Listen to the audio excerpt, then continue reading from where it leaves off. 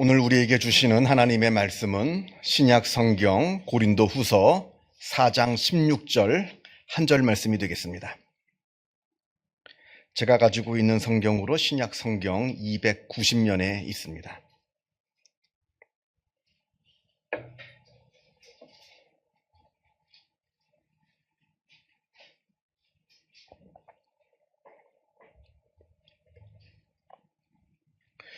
고린도후서 4장 16절 말씀, 16절 말씀을 봉독합니다. 이 계시의 말씀을 봉독할 때에 살아계신 하나님의 음성을 다 함께 들으실 수 있기를 바랍니다. 그러므로 우리가 낙심하지 아니하노니 우리의 겉사람은 낡아지나 우리의 속사람은 날로 새로워지는도다. 아멘.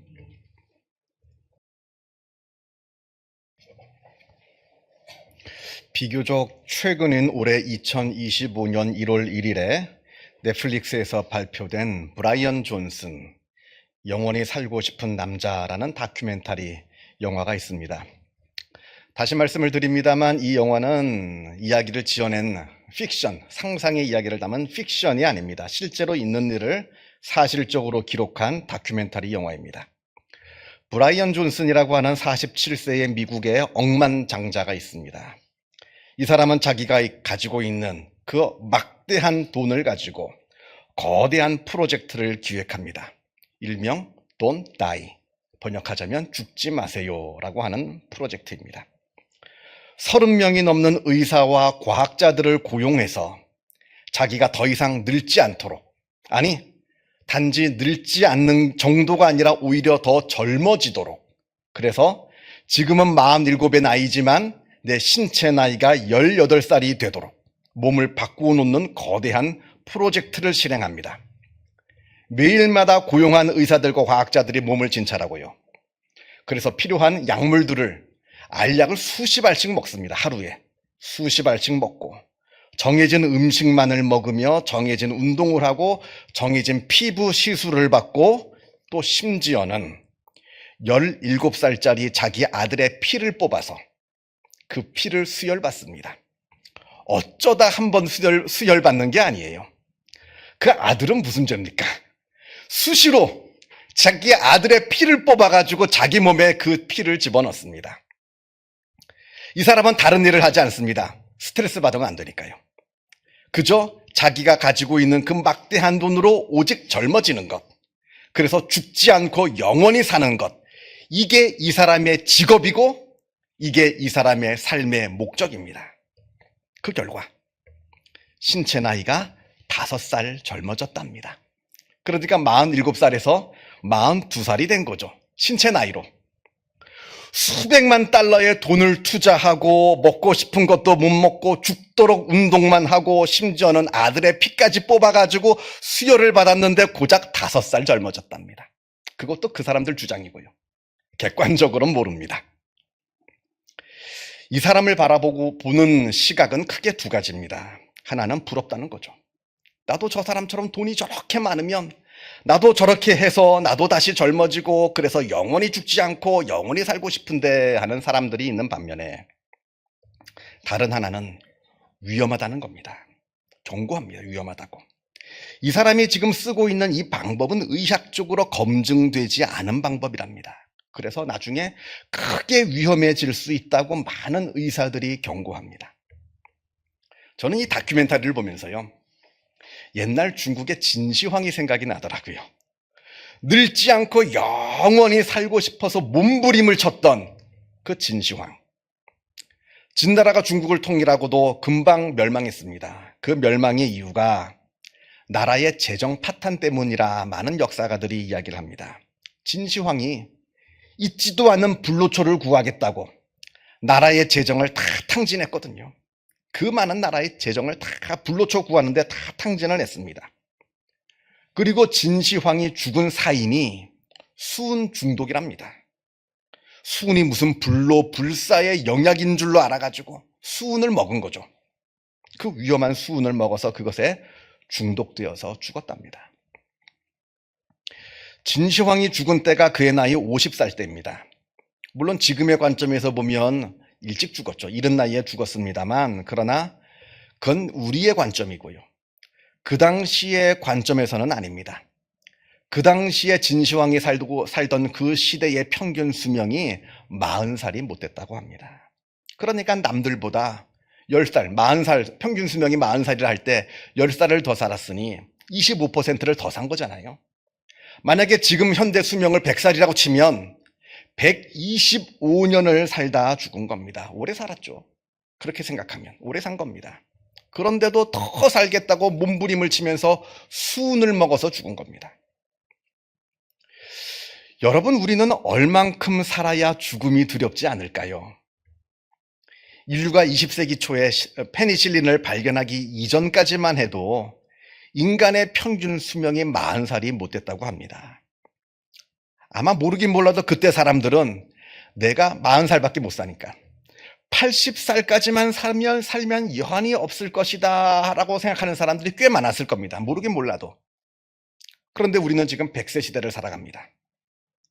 그런데도 우리는 여전히 죽음이 두렵습니다. 앞으로 과학이 더 발달이 되어서 우리 인간이 200살까지 살게 되면 그러면 그때는 죽음이 두렵지 않을까요? 아니, 한 500년 정도 살면 될까요? 저는 아니라고 봅니다. 1000년, 10,000년을 살아도 여전히 죽음은 우리에게 두려움으로 다가올 것이라 저는 생각합니다. 심리학에서 인간이 가지고 있는 과도한 욕심, 과도한 집착, 그 깊은 곳에는 죽음의 두려움이 그 안에 숨어 있다 이렇게 분석합니다. 정상적인 욕심 말고요. 예를 들면 정상적인 식욕, 정상적인 성욕, 정상적인 명예욕, 정상적인 인정욕구, 정상적인 이런 정상적인 욕구 말고요. 이미 많은 것을 다 가지고 있음에도 불구하고 도무지 거기에 만족할 줄 모르고 더 가지려고 하는 그 비정상적인 욕구, 비정상적인 집착, 그 속에는 인간이 갖고 있는 죽음에 대한 두려움이 그 속에 들어있다라고 심리학자들은 분석합니다. 예를 들면 이런 겁니다. 우리가 잘 아는 미국의 석유왕 록펠러. 그는 23살에 석유 사업을 시작합니다. 그리고 10년 후 33살에 그는 미국의 최고의 부자가 됩니다. 그리고 그가 53살이 되던 해에는 일주일에 $1,000,000씩 벌었답니다. 일주일에 $1,000,000. 그 $1,000,000가 옛날이고요. 그걸 지금 물가로 환산하면 일주일에 $10,000,000를 번 격이라고 합니다. 우리 돈으로 치자면 일주일에 140억 원을 벌었습니다. 매주마다 내 통장에 140억 원씩 막 들어옵니다. 그러던 그에게 어느 날 기자가 찾아와서 당신은 당신의 재산에 만족하십니까? 물었더니 록펠러가 아직 만족할 수 없다라고 대답을 했답니다. 그래서 그 기자가 그렇다면 도대체 얼마를 당신은 더 벌어야 만족하시겠습니까? 물었더니 록펠러가 했던 그 유명한 대답이 있습니다. 조금만 더 벌면 자기가 만족하겠답니다. 여러분, 일주일에 140억 원을 버는 사람에게 조금 더 벌고 조금 덜 버는 게 뭐가 그렇게 중요할까요? 조금 더 번다고 뭐 달라지는 게 있습니까? 이미 일주일에 140억 원씩 내가 벌고 있는데 조금 더 몇억 원 내가 더 번다고 그게 뭐 달라지나요? 아니 140억 원을 매주마다 내가 벌고 있는데 조금 덜 벌면 아니 아예 돈을 못 벌어도 그게 무슨 달라지는 게 있겠습니까?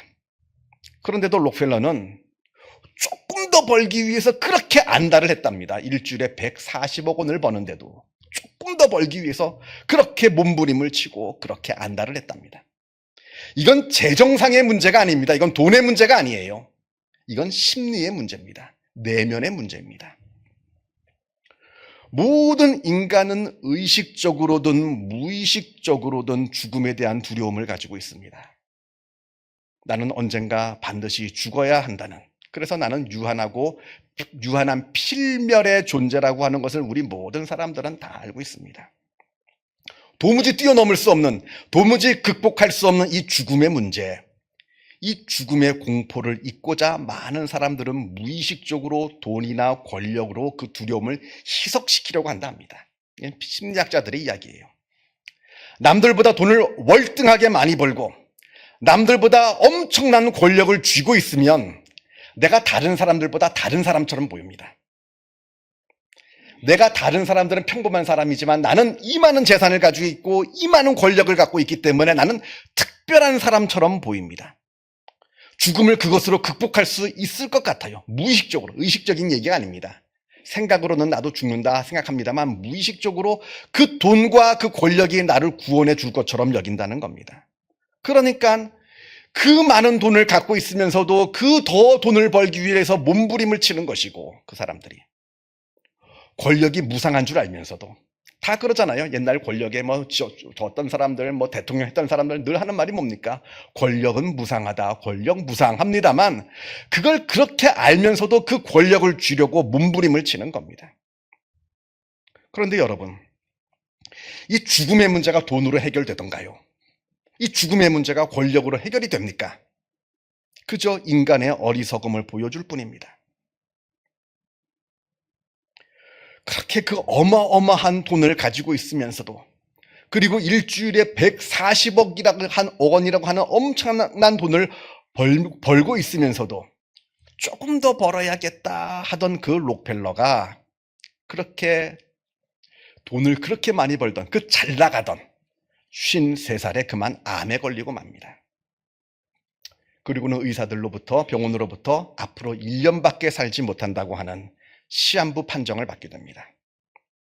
굉장히 절망스럽죠.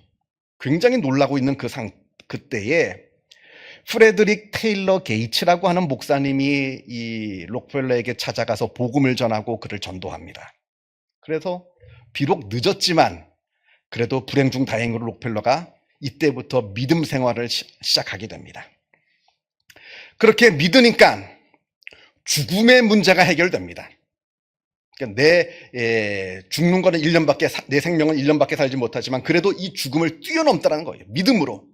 천국을 믿고 부활을 믿으면서 이 죽음의 문제가 해결됩니다. 그렇게 죽음의 문제가 믿음으로 해결되니까 돈에 대한 집착이 사라집니다. 왜냐하면 돈에 대한 집착이 죽음에 대한 두려움 때문에 생기는 거니까요. 그 문제가 사라집니다.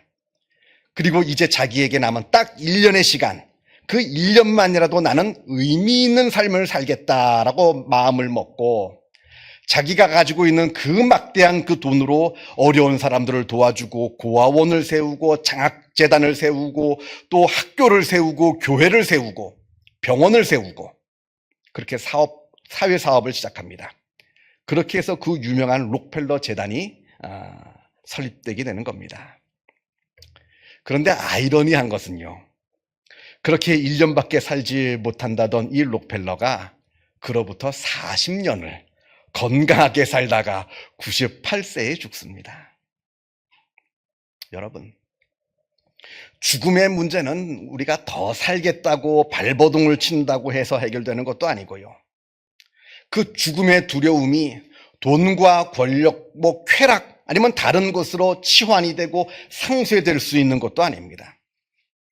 오직 죽음의 문제는 믿음으로만 해결될 수가 있습니다. 그리고 그 죽음의 문제를 해결하게 되면 나의 삶에 커다란 변화가 찾아옵니다. 그 전까지만 해도 그렇게 두렵던 그 죽음의 문제가 내가 믿음으로 해결되면 내 삶에 엄청난 변화가 일어나게 된다는 겁니다. 오늘 본문을 보겠습니다. 오늘 본문에 우리 겉사람은 낡아집니다. 이렇게 되어 있습니다. 우리 겉사람은 낡아집니다. 이렇게 얘기하고 있는데 이건 누구도 피할 수 없는 우리의 숙명입니다. 세상에 늙지 않는 사람은 없어요. 세상의 모든 사람들은 나이를 먹고 늙습니다. 물론 가끔 가다 보면 젊어 보이는 사람은 있어요. 그건 젊어 보일 뿐입니다. 그저 젊어 보일 뿐이지 그 사람도 다 그 속으로는 다 늙고 나이가 듭니다. 여기에는 예외가 없습니다. 오늘 본문에 특별히 낡아진다라고 하는 표현으로 되어 있는데요. 이 낡아진다라고 하는 것은 헬라어 원어로 디아프테이레인이라고 하는 것인데 이거는 단순히 나이를 먹는 것을 넘어서서 낡아지고 파괴되어 사라진다는 뜻입니다. 결국 죽는다는 뜻이죠. 우리 겉사람은 점점 죽어갑니다. 그래서 우리 이제 오늘 성경은 낡아진다 이렇게 표현되어 있습니다만 옛날 성경에는 겉사람은 후패하나 이렇게 번역되어 있습니다. 예전 성경은 그렇게 되어 있습니다. 우리 몸이라고 하는 것은 날로 낡아져 갑니다. 이것은 우리가 바꿀 수 없는 운명이고 현실입니다. 그래서 대부분의 사람은 이것으로 낙담하고 절망합니다. 그래서 거울을 들여다볼 때마다 한숨이 푹푹 나와요. 옛날 사진을 볼 때마다 아이고 옛날은 참 예뻤는데 하는 이제 그 생각도 하게 됩니다. 그러나 분명 우리가 그러한 많은 사람들이 그런 생각을 갖고 있습니다만, 그러나 성경은 우리에게 분명하게 지금 말씀하고 있습니다. 낡아지는 것은 우리의 겉사람뿐이지 우리의 속사람은 아니라고 합니다. 비록 우리의 겉사람은 날로 낡아집니다만, 그러나 믿음 안에 있는 우리 속사람은, 믿는 자들의 우리의 속사람은 오히려 날로 새로워진다고 합니다. 이게 믿는 자와 믿지 않는 자의 결정적인 차이입니다. 겉사람만 바라보는 사람, 믿음이 없어서 겉사람만 바라보는 사람들은 날이 가면 갈수록 절망하고 두렵습니다. 어제보다는 오늘이 더 두렵고 절망스럽고, 오늘보다는 내일이 더 절망스럽고 두렵습니다. 왜냐하면 우리의 겉사람은 날마다 늙기 때문에 그러합니다. 그러나 믿음 안에서 자신의 속사람을 바라볼 줄 아는 사람들은 날마다 소망을 품고 날마다 기뻐합니다. 어제보다는 오늘이 더 기쁘고 오늘보다는 내일이 더 기쁩니다. 왜냐하면 나의 속사람은 날마다 새로워지기 때문에 그러합니다. 여러분들에게, 우리가 믿음을 갖고 있잖아요. 우리 믿는 사람들에게 나이가 든다는 것이 도대체 무슨 의미가 있습니까? 어떤 의미입니까? 여러분들에게는. 여러분들에게 나이가 든다는 게 뭘 지금 의미하고 있습니까? 우리 믿는 사람들에게 나이가 든다는 것은 단순하게 우리의 몸이 낡아지는 것이 아닙니다. 우리의 속사람이 더 성숙해지는 걸 의미합니다. 하루 더 지나면 우리는 하루 더 성숙해지고 하루 더 새로워지는 것이고, 1년 지나면 우리는 그만큼 더 새로워지는 것이고 더 성숙해지는 것을 의미한다는 거예요. 나이가 들에 따라 우리의 신앙은 더욱더 깊어집니다. 한 단계 더 깊어지는 거예요. 나이가 들수록 우리의 삶은 더 많은 것을 경험하고 더 많은 지혜를 얻게 됩니다. 그로 말미암아 우리의 삶은 더 풍성해지고 더 풍족해집니다. 이게 바로 우리 믿는 자들에게 나이가 드는 것의 그 의미라고 하는 거예요. 그래서 우리는 날마다 기뻐하는 겁니다. 다시 말씀을 드립니다만, 하나님을 모르는 사람들처럼 그저 겉사람만 바라보는 사람은 날마다 절망하는 삶을 살아갑니다만, 그러나 하나님 안에서 구원을 경험하고 자신의 속사람을 들여다볼 줄 아는 사람은 날마다 기뻐합니다. 날마다 우리의 속사람이 새로워지는 것을 경험하기에 그러합니다. 여러분, 우리는 지금 부활절 절기를 지나고 있습니다.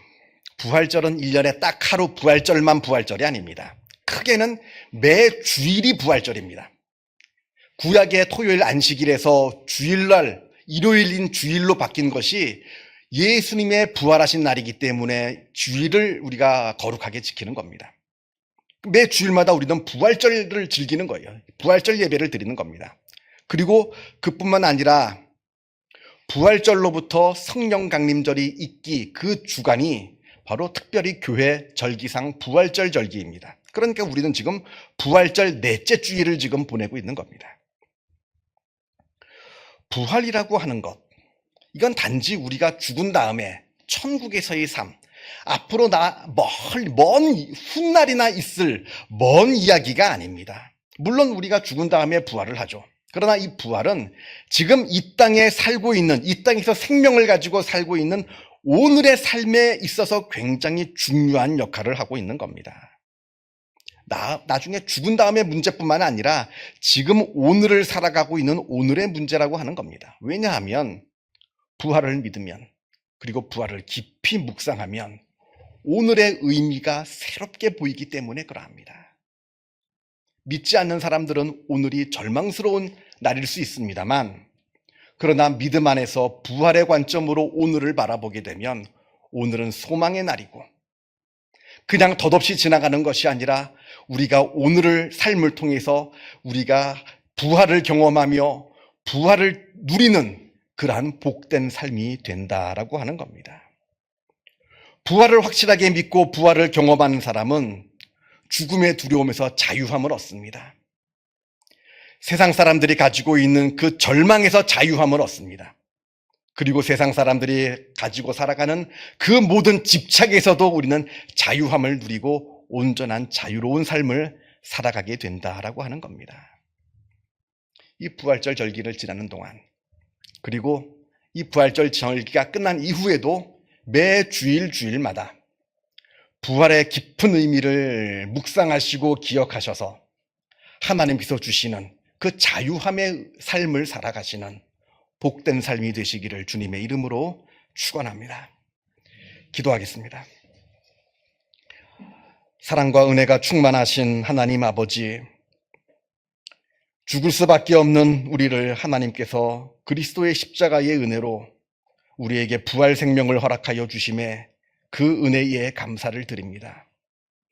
우리가 이 부활의 은혜를 받고서도 이 부활의 은혜를 잊어버린 채 세상만을 바라보며 두려움으로 살아가는 어리석은 자의 삶을 살지 않게 하여 주시고, 우리가 부활의 은혜를 얻었사오니 이 부활의 은혜를 누리며 부활의 은혜로 말미암아 기쁨과 소망과 자유함의 삶을 살아가는 복된 우리의 삶이 되어질 수 있도록 역사하여 주옵소서.